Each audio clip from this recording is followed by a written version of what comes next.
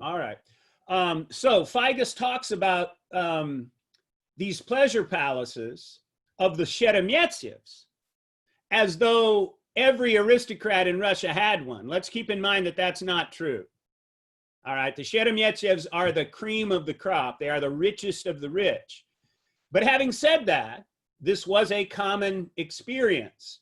But remember, not everybody could do stuff on the scale of the Sheremetyevs. You know, they had two estates with theaters and fountains and landscape and big palaces and, you know, these pleasure palaces.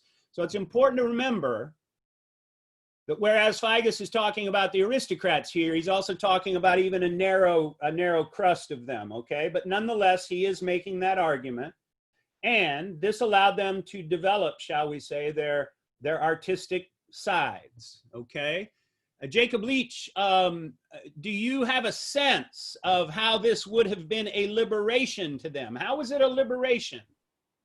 I think it's a liberation because, like, they stopped being, I guess, servants to the crown in the way that they could focus more on themselves rather than what the Tsar wanted. Like, they could indulge in their own high society culture, like, building their own theaters, hiring artists, musicians, actors, and all these other people to entertain them instead of the aristocrats, you know, waiting on the demands of the Tsar.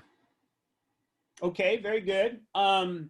Joe Jackson, do you get a sense from this portion of the reading that these people, that the aristocrats were completely free of any kind of devotion to the Tsar or to the Tsar, to the state?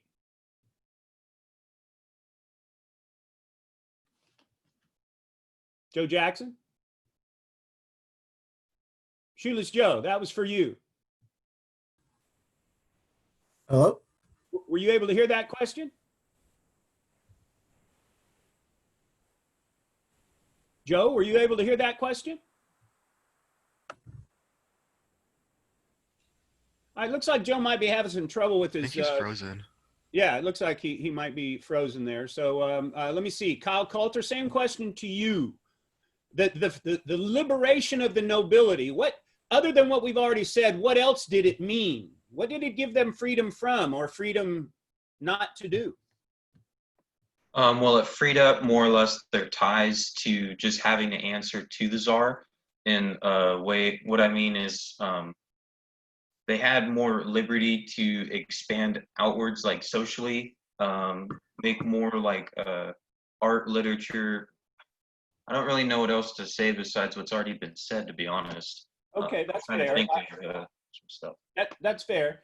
So far, what we've brought out is they were freed, as it were, to pursue their own pleasures. But notice, but let me ask you: did they pursue these pleasures in a kind of prescribed way?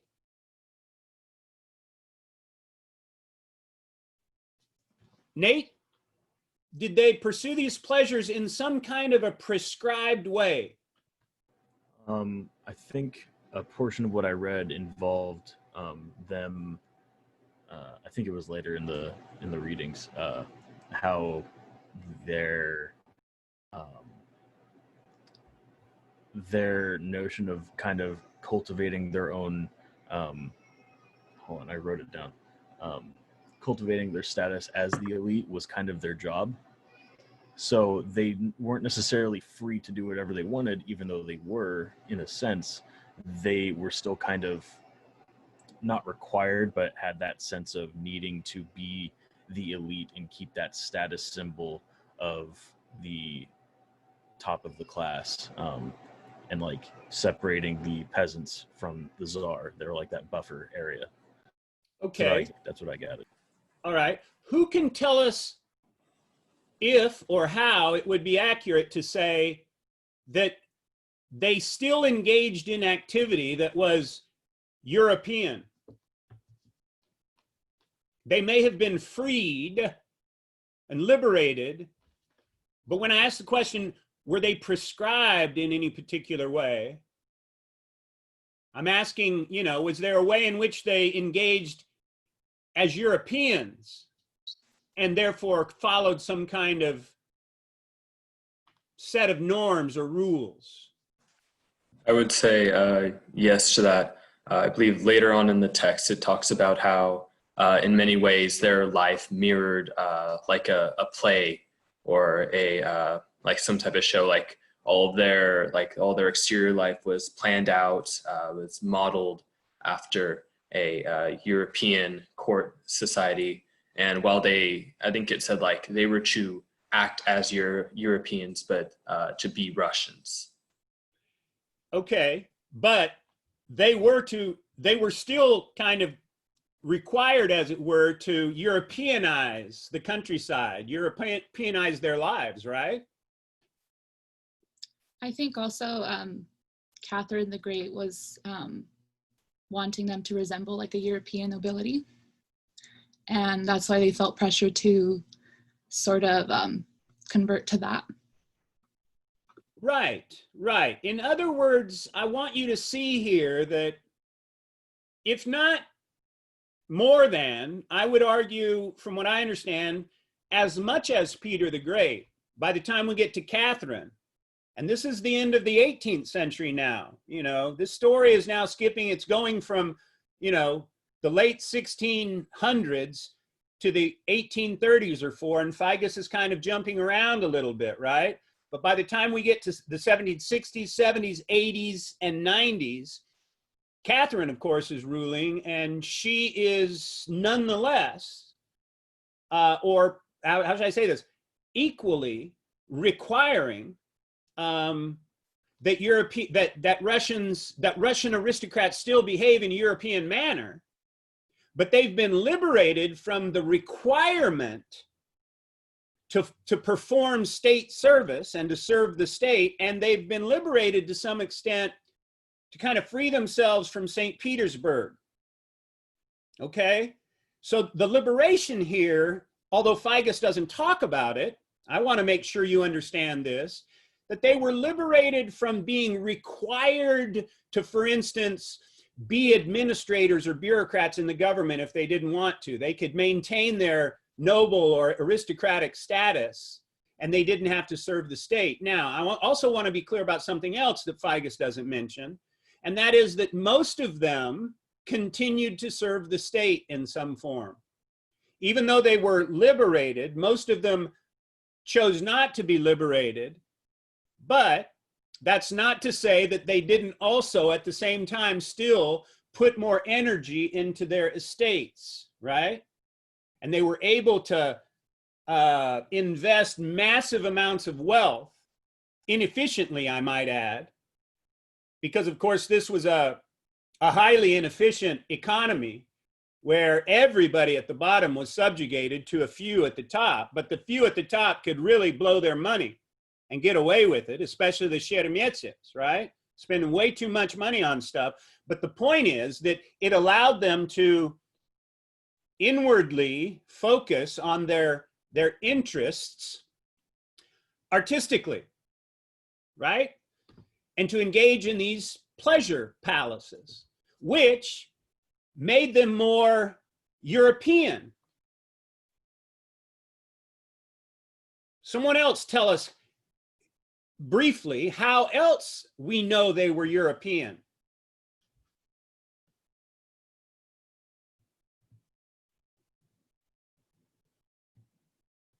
Did he even grow up speaking Russian? No, most of them actually learned French. French? Yeah. And what other languages? I believe English and I believe Italian. Italian? I German? think. mostly a lot of foreign languages that weren't Russian. Right, but were European. English wouldn't have been American English, would have been British English. Yeah, British English. Yeah, yeah. Okay. And in the book, it also mentions how some of these nobles struggle to speak their own language. Like they don't. Some of them didn't even know like what some words meant. Why, Like John? Were they stupid? No, they were too focused on trying to be European that they weren't being Russian. Okay. Wasn't it? I also saw in the book how it mentions like some kids were like punished for speaking Russian, or like they made sure like they were speaking something other than Russian, that's they got punished. Okay. Now, all of that is to say, in their pleasure palaces, in their liberation from having to serve the state, in their invitation by the Tsar to focus on becoming even more European in their pleasure palaces and making their pleasure palaces more and more and more European, like Ostankina and Kuskova, right? Nonetheless, and this is very interesting, you could argue that they couldn't get away from their Russianness on these estates. Somebody talk about that. So we've been talking about how they were European. Who wants to talk about how they were Russian and how that would have worked on the estate? A lot of their estates, they were still split. Like they'd have like large parts of it where they were for formal and European things, and most of their home sides are still mainly Russian. Like where they live is completely walled off from that. There's like inner shell where they're still Russian, and when they're by themselves, they're still like they throw off the European facade.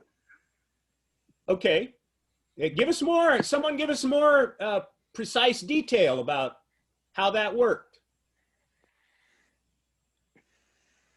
This is just a little bit of me going off of my memory from the reading, but wasn't it that when they're in private and they have thrown off that European play when they are being Russian, their homes are decorated a little more like not their homes, but they dress, they eat a little more traditionally, quote unquote. Okay.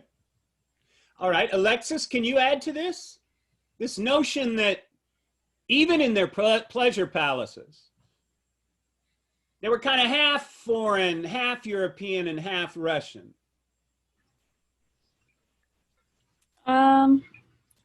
I think that there is one quote that I came across in the reading where it says, with their comic peasants characters and their style motifs from folk song, they gave voice to an emerging Russian national conscience. And I remember in the last discussion, we were talking about national conscience. So to me, it was probably it was just this lifestyle that they wanted to fit into. It was kind of trendy for the European, but also to kind of trying to stick back to your quote unquote roots of being Russian. Okay. So who can tell us what the Sheremetyevs did to the Fontanka, the fountain house, that literally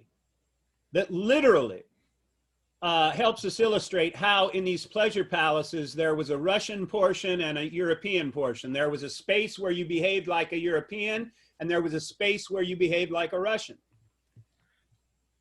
In the book, it said like one half of the fountain house was for being European or foreign, and the other half was just being Russian. And John, that front part of the house, which was on the Neva, which was on the river bank side of the palace, was designed to entertain whom? Mainly other nobles or just anyone else that was of the high status. That's right. And then the other part of the house, the other half of the house, was where whom lived? Their what they thought was their Russian side, or what they were trying to be Russian. Right, but who lived there? Who worked there? I believe. Pryos, I can't say the word, but his wife. Oh, Praskovia? Yeah. Praskovia? Okay, well, that's very specific. I'm talking in general. Peasants. Serfs, peasants. Peasants People. and serfs who People that were work for them. owned by these people, right? And who did what around the house or the palace? Well, Everything. basically, Everything. Yeah, basically everything. Yeah, they did everything, right? The whole day was prescribed from the time an aristocrat woke up until the time he went to bed.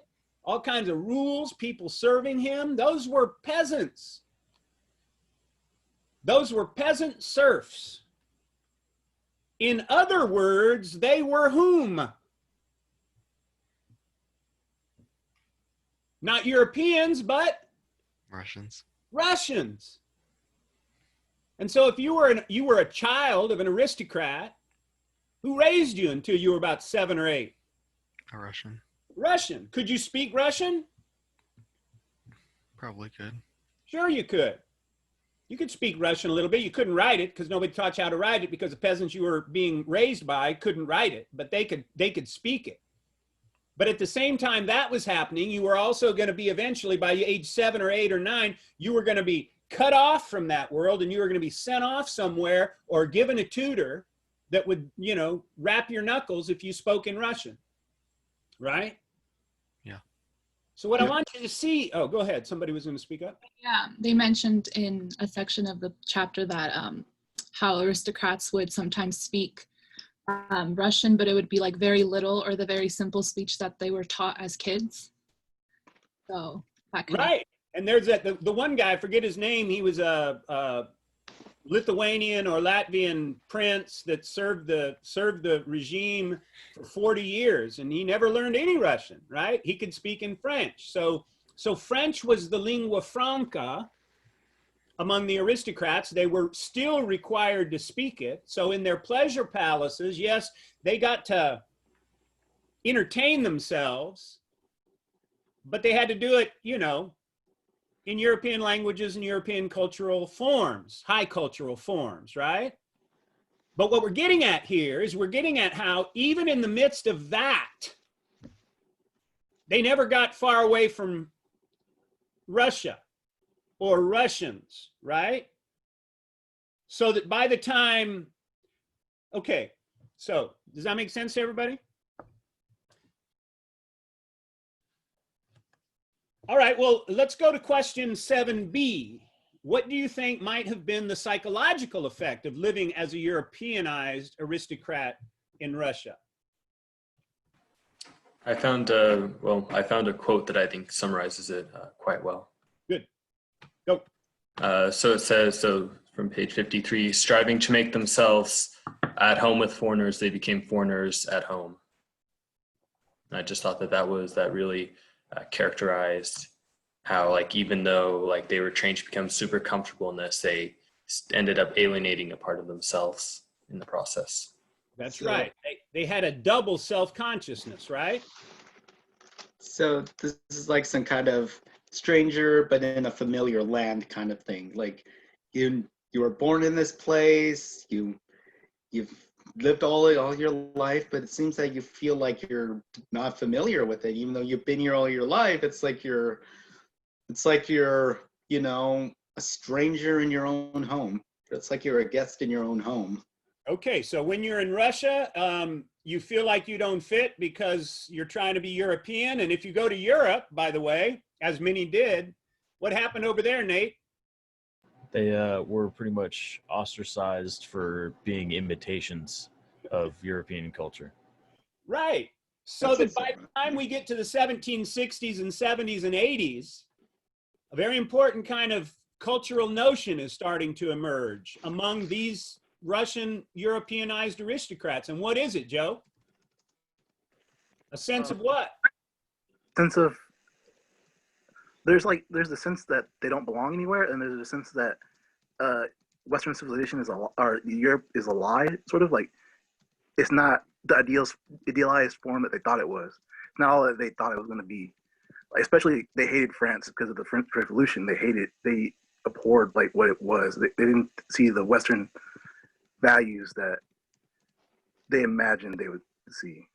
I appreciate you bringing that last point up, Joe, and I just want to clarify that whereas you're right, we can't apply that until after 1789, right? But before 1789, when the French Revolution broke out, and then of course radicalized by 1794 and the terror and all of that stuff, By then, of course, Catherine II became a major opponent of the French Revolution. And by the way, a very anti-Enlightenment figure. She's generally credited with being, the Enlightenment monarch and, the bringer of Europe to Russia, when in fact, once she saw that, for instance, these European values could turn democratic or Jacobin or focused on the people and their insistence on being free, then of course it became forbidden from her perspective, right?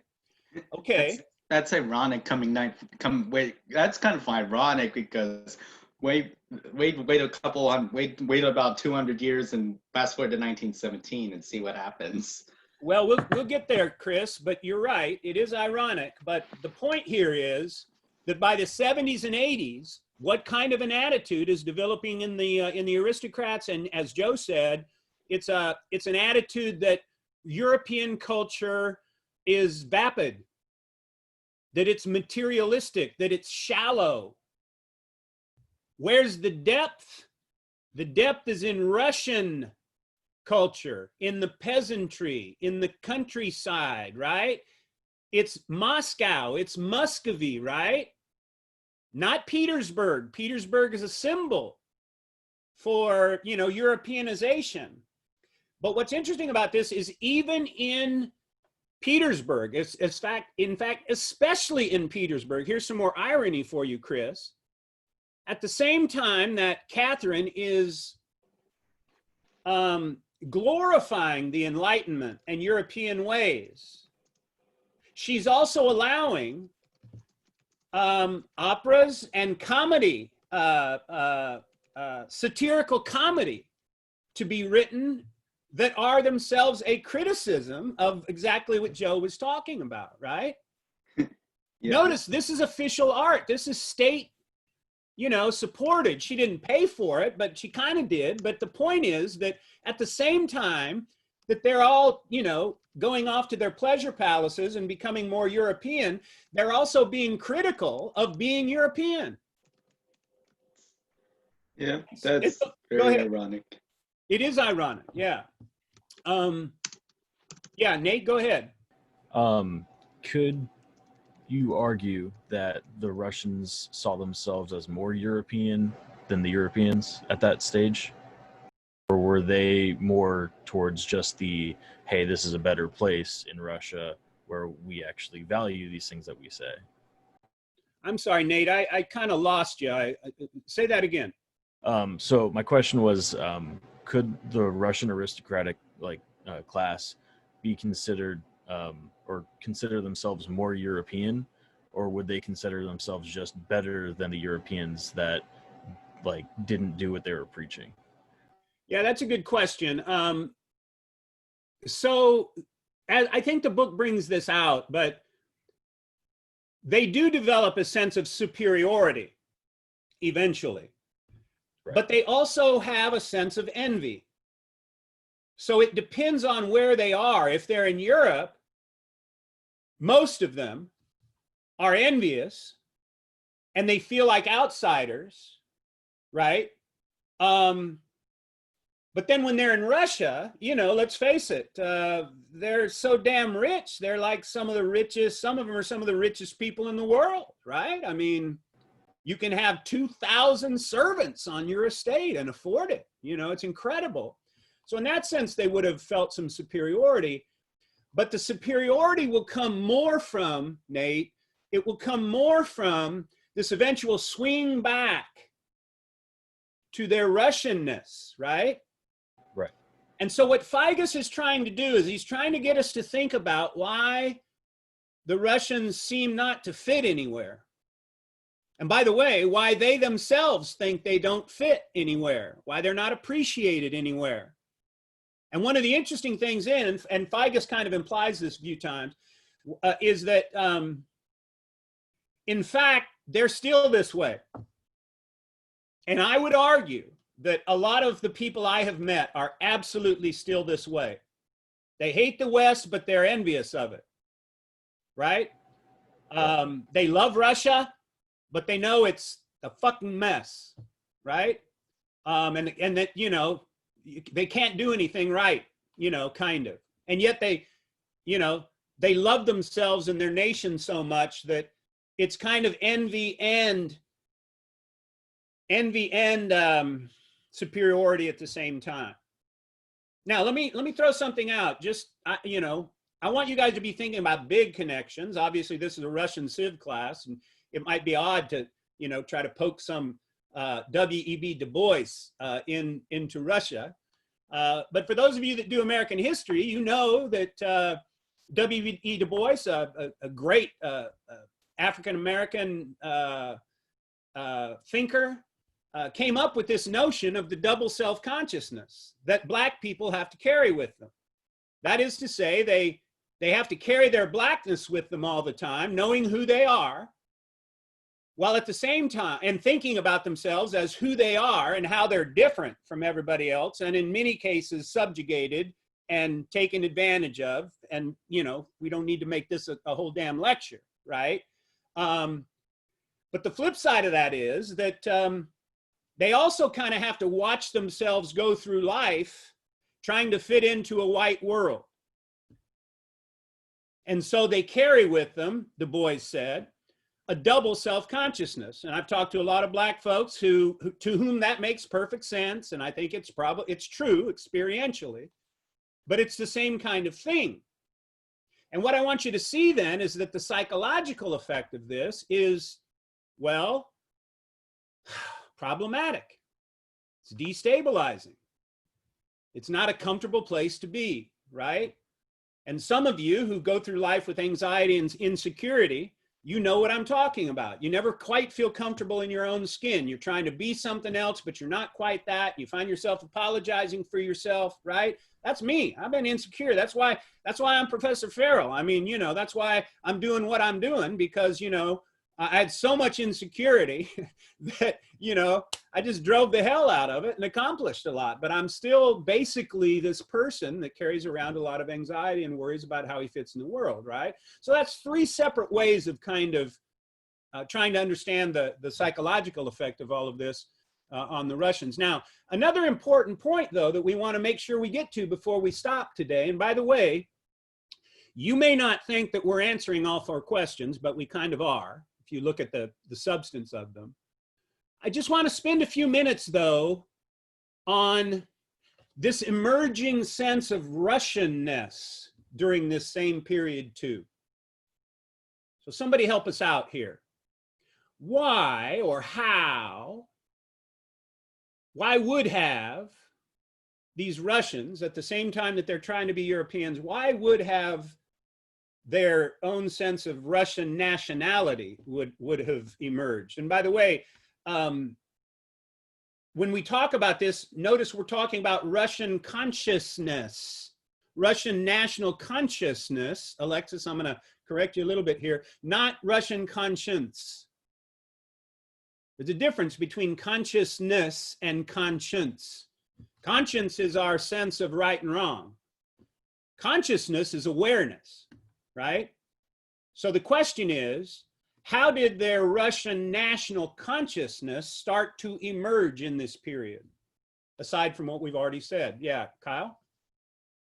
I think that eventually it got to the point where the Russians were trying to directly compete against the European nations in terms of like economy, being recognized as one of the emerging powers, and just overall just like a good peoples that aren't, you know, looked down upon, like what you were saying. So I think what they were trying to do was not only say like, oh, we are just as good as you, but we're also in certain ways better than, and in almost always better. So I think that just kind of led to a lot of conflict between Russia and other European nations. Like, okay, I don't disagree with you on that, Kyle. I think you're right, but I don't think that's what Figes is talking about. In fact, I don't think he even mentions that kind of thing. Somebody else, or Kyle for that matter. Why does this Russian national consciousness emerge? What does the role of literature and language play, as far as you can tell so far?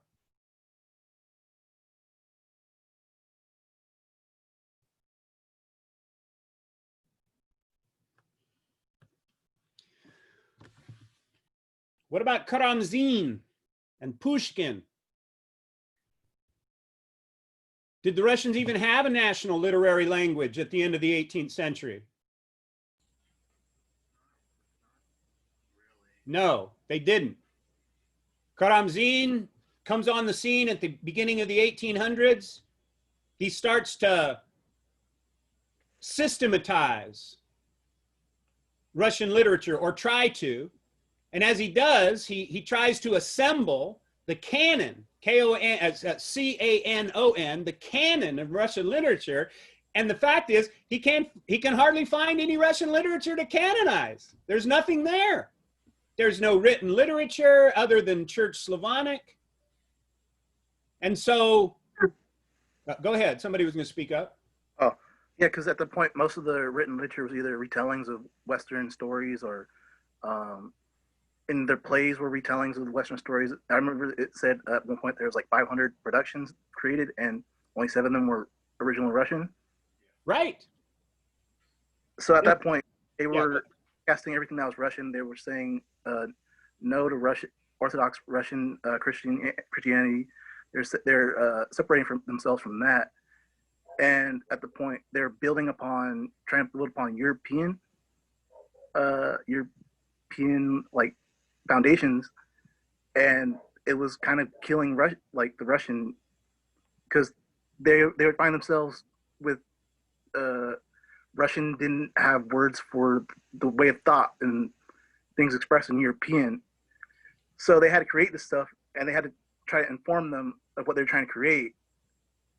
And it was just hard for them because, Right. And by the way, Joe and everybody else, this shouldn't be this should not be an easy answer for you. Okay. I'm probing here, and this theme will be developed as we go along.